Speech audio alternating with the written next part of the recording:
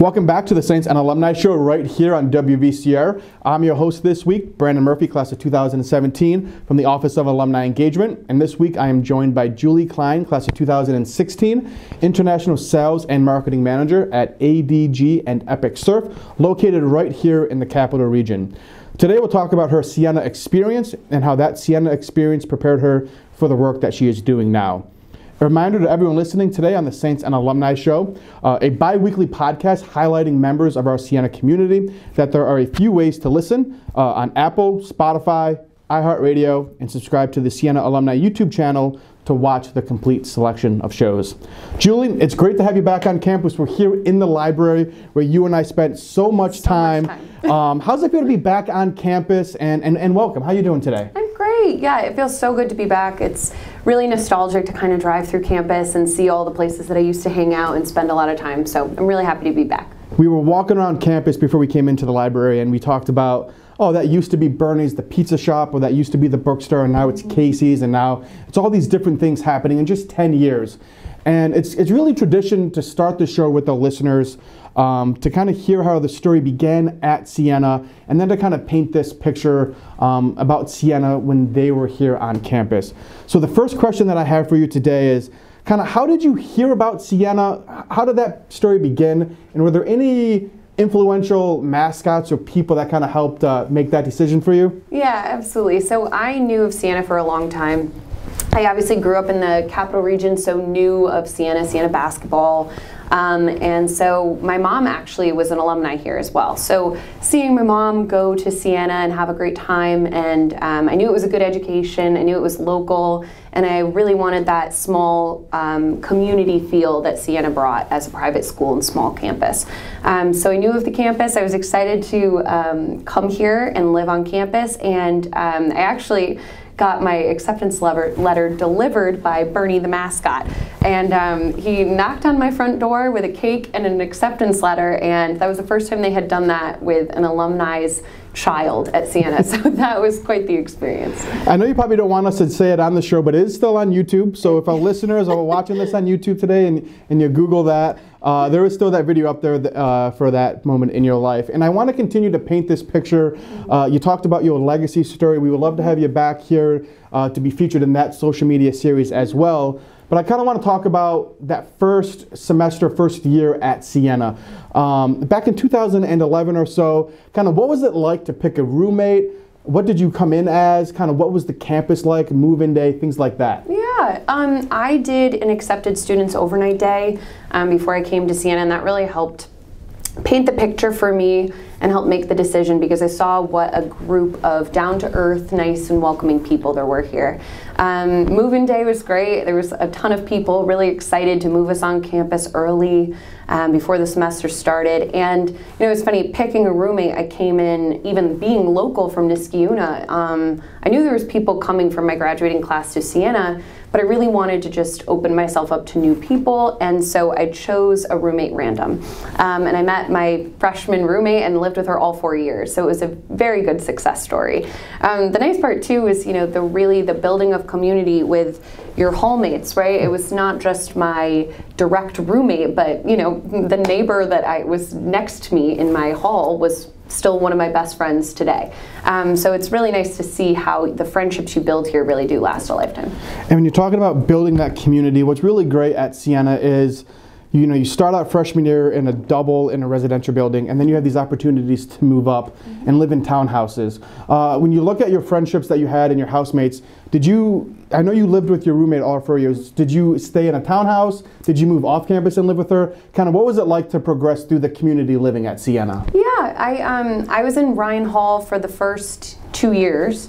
And Hennepin. So then after Hennepin, I wanted to live in a townhouse, and so all of our little friend group, we kind of just came together and we lived in McCluskey. That's the favorite. I got really lucky. I lived in McCluskey 2 years.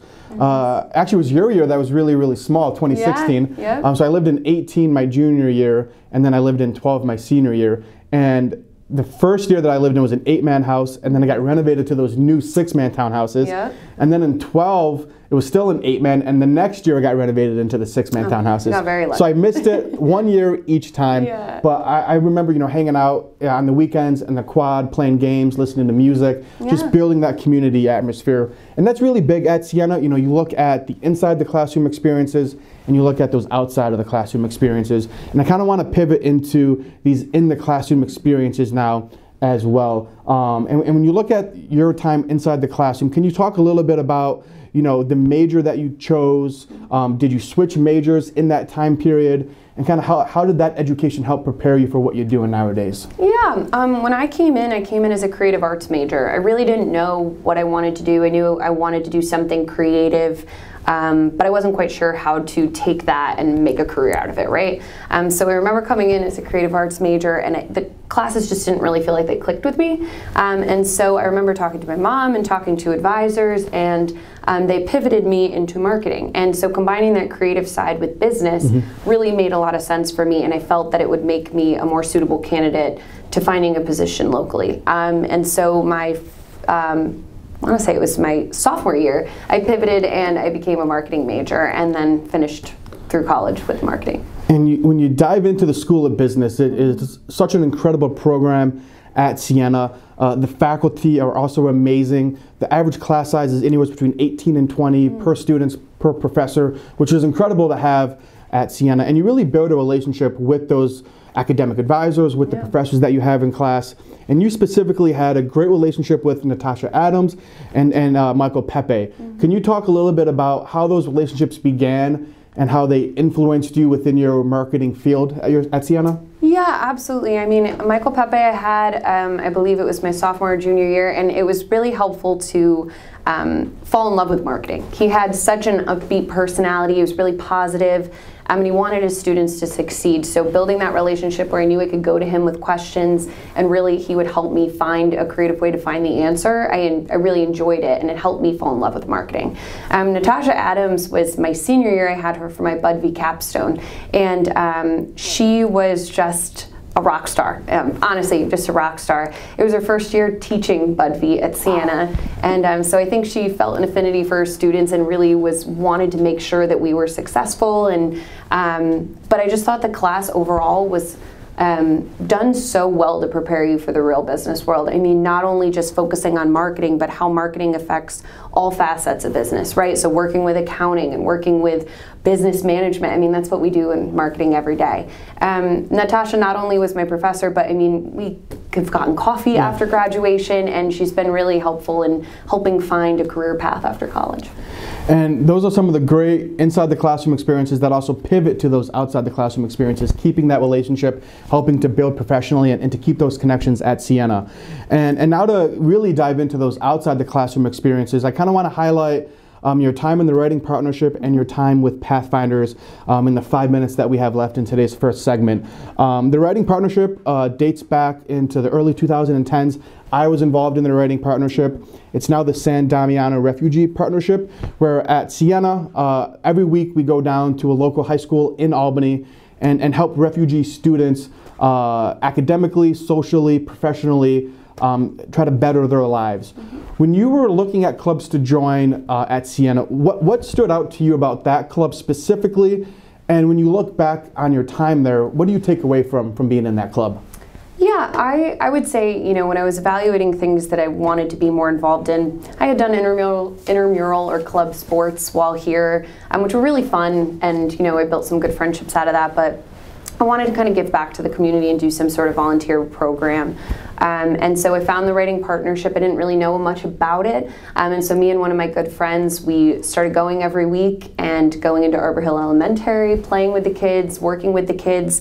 And it was really rewarding. I've always liked giving back or being a part of the community, and it felt really nice to see how excited the kids were every time that the Siena bus pulled up and came in to play with them. So it was really nice and rewarding. And we talk about Pathfinders. Pathfinders is affiliated with Admissions, but it's got a unique name to it. For our listeners who attended Siena, before 2005, they may not know exactly what Pathfinders is.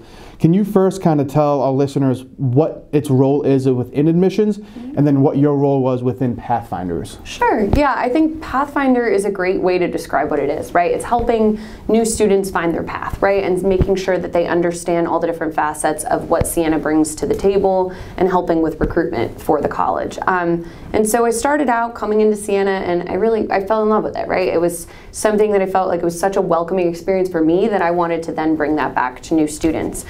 So my sophomore year, I joined as a Pathfinder coordinator, me and one other peer, and it was really rewarding to work with groups. I mean, you guys were actually part of my group, and I remember you and Andy were actually some of my Pathfinders. So it was really neat to work with new students to make sure that they could help host events and open houses, and making sure that the new prospects got the right tools that they needed to make their decision. Well, it's a really cool growing experience as well, right? You come in as a freshman, sophomore, and you're a Pathfinder, and you have this, upperclassman leadership, and then you become that leadership role to not just help prospective families, but to help the current Siena students grow and become those leadership people on campus as well. And we've got just about 90 seconds left in the first segment today, and I always like to conclude the segment by highlighting one or two, amazing Siena memories. I sit back with Andy in our apartment, we're on road trips with our buddies from college, and the same one or two stories always pop up that we look back and laugh on. For me, it's the 2017 MAC Championship at Siena. The media was on campus. We brought 30 buses to the arena. And even though we lost to Iona, it's still something we talk about 7 years later. When you look back and you get together with your friends and your former housemates, what's one or two memories that you're like, that is why I went to Siena, and that memory still stays with me? That's such a good question. I mean, the typical answer would be Siena Fest, right? It was a fun time for all of us. We all looked forward to it. But I would say it's honestly some of the more simple memories that really stood out to me. It was grilling outside my townhouse with a George Foreman grill this big, and just having those really nice time and bonding memories with my friends. I mean, I built that core group, and it's really nice to have seen how that's evolved over the years. So, I think that's really the fond memory I look back on at Siena. Well, we know that those memories evolve and those stories evolve through the years. Your professional career has also evolved only since 2016, and we're really excited to highlight that in the next segment. Don't go anywhere, as we'll be right back here on the Saints and Alumni Show. Welcome back to the Saints and Alumni Show right here on WVCR 88.3 The Saint. I'm your host this week, Brandon Murphy, class of 2017 from the Office of Alumni Engagement. And this week I'm joined by Julie Klein, class of 2016, an International Sales and Marketing Manager at ADG and Epic Surf, located right here in the Capital Region. So we just wrapped up talking about your Siena experience, and I want to take a majority of this time now in the second segment to talk about ADG and Epic Surf. And I kept referencing in my intros, it's located here in the Capital Region. Blindly and honestly, I thought this was an international company and we'd have to do this on Zoom. We couldn't get you onto campus, but I find out that it's right basically in our backyard down Route 9. So first, Julie, kind of what is ADG and Epic Surf? Can you tell our listeners a little bit about the scale of the company and the size of employees that you guys have? And is it family owned? And kind of, I know Epic Surf is a different branch from the ADG company itself. Yeah, so Aquatic Development Group, you're right, we're right based in Cohoes. We're a 100-person family-owned business that's been located in Albany and founded for about 50 years now. So we're one of the country's largest design and build firm for water parks and aquatic venues for resorts, municipalities, and all different types of aquatic venues. And also globally, we're known for our manufacturing of wave systems and surf systems being Epic Surf, which is our newest product innovation. And we talked about the scale of the company being around 100 people, but you mentioned in your answer, design and development. In the Capital Region itself, are you building everything here, or is it kind of outsourced to different parts, of different countries? Kind of, where does that design happen? Yeah, that's a great question. So in our company itself, we have about 50 people in office. So we have designers that do the actual concept work. We have engineers that actually engineer it, and then we have manufacturers in our 45,000 square foot manufacturing facility. So then we have our field staff. So there's people all over the country that are traveling and actually on the job site, and then we have our project managers that oversee the project and will oversee that on site. And before we kind of break down into all of these different projects and different offerings that the company does have, we also want to highlight your time at ADG and Epic Surf. You started in, I think, July of 2016 as the marketing coordinator, and you've worked your way up over the last 6 or so years. Can you first share with the listeners kind of what drew your interest to join this company and kind of what those early years were like? Yeah. I mean, just like you, it's really funny. I didn't know it existed. I mean, most people don't know it's in our backyard and that one of the world's best water park companies is right here in Cohoes. And so when I was looking for a job after college, I was sending my resume out. I was looking for a marketing role. I wanted to just get my foot in the door.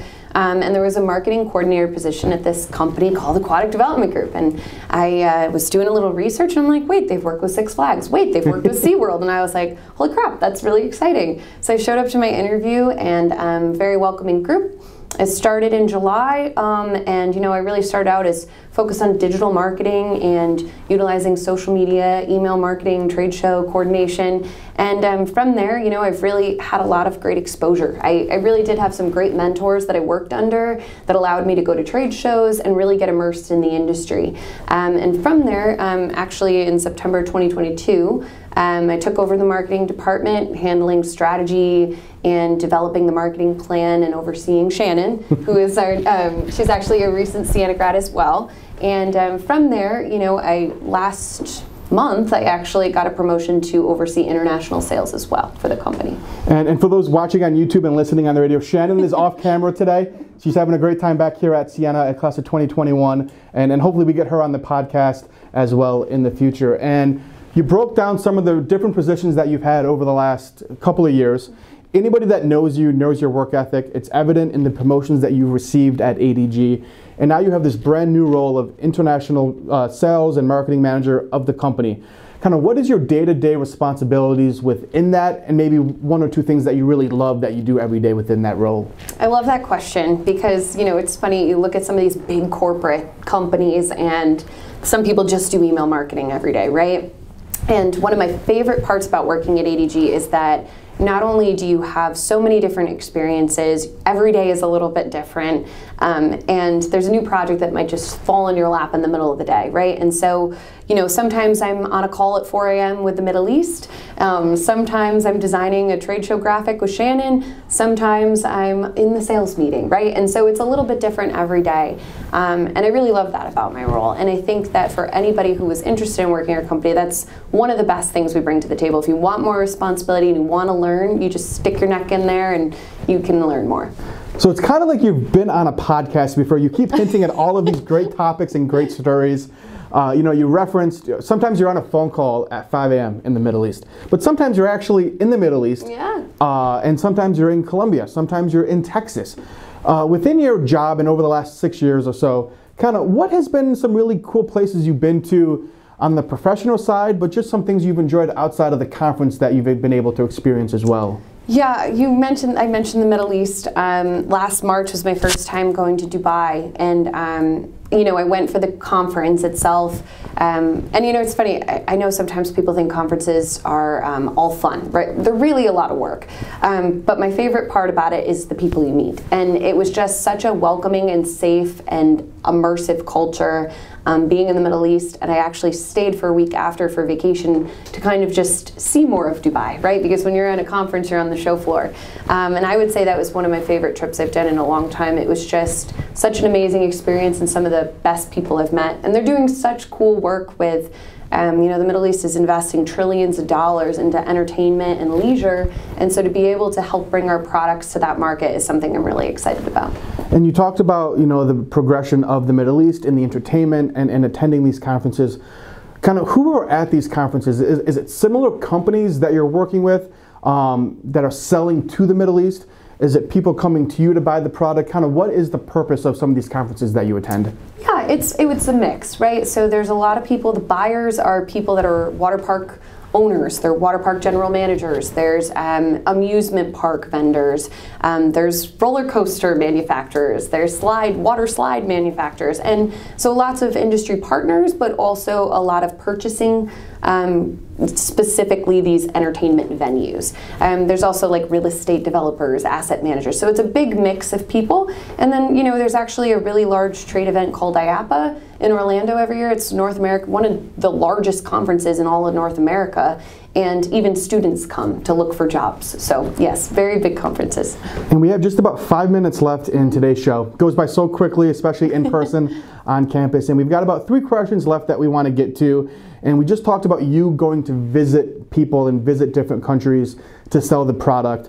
But at times, people come right here to the Capital Region. And I think there's even been an Olympian team to come and train at ADG Surf. Is that right? Yeah, pretty much. So we actually built our prototype Epic Surf. It's a deep water standing wave in our parking lot in upstate New York.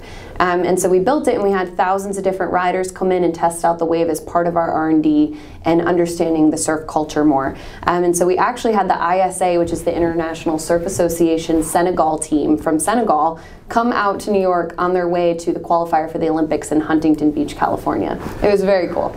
And we were talking with Coffee in Casey's just a few minutes ago, and I'm thinking to myself, can we do an alumni event? And can we do a surf event at your company? And it really is a lot more to it than I thought. Kind of what is a standing wave for people that don't know what it is, and why would an Olympic team kind of come here for that? Yeah, it's a great question. So there's a sheet wave, which is the type of a flow rider, which you may see on the back of a Royal Caribbean. A standing wave is really a deep water wave. So that means it's made by a hydraulic jump. So water comes down a sluice and it makes a real depth of water, which allows surfers to use their surfboards and carve. So you can really practice that technique really quickly and in a small footprint.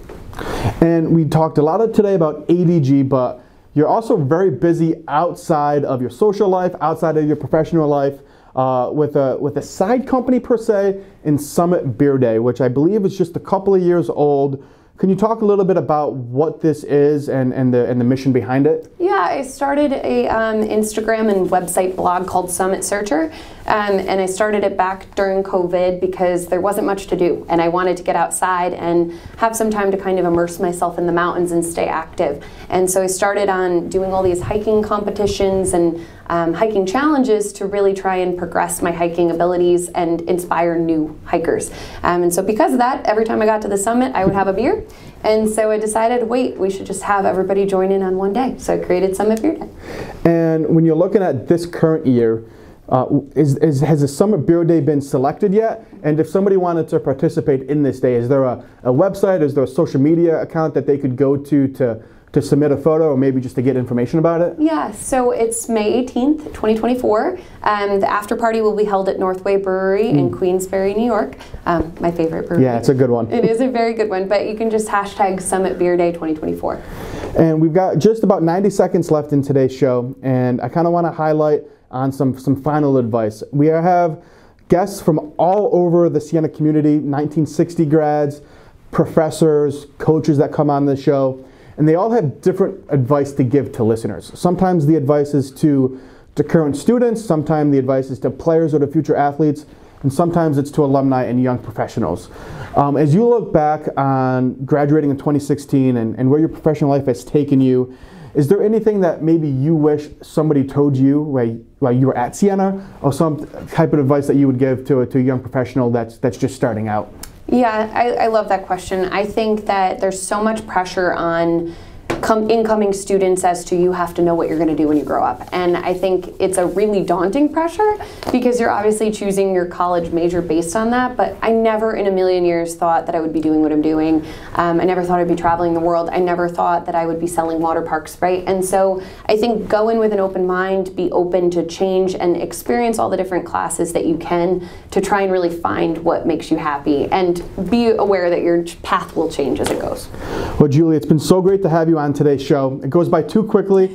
Hopefully we get you back on campus again soon for an event, or to mentor a student, or to attend an Accepted Students Day. Shannon's off camera. I want to thank her again as well for visiting Siena, and we hope to have you guys back and have a great weekend. Thank you everyone for listening right here on the Saints Alumni Show. We'll see you next time.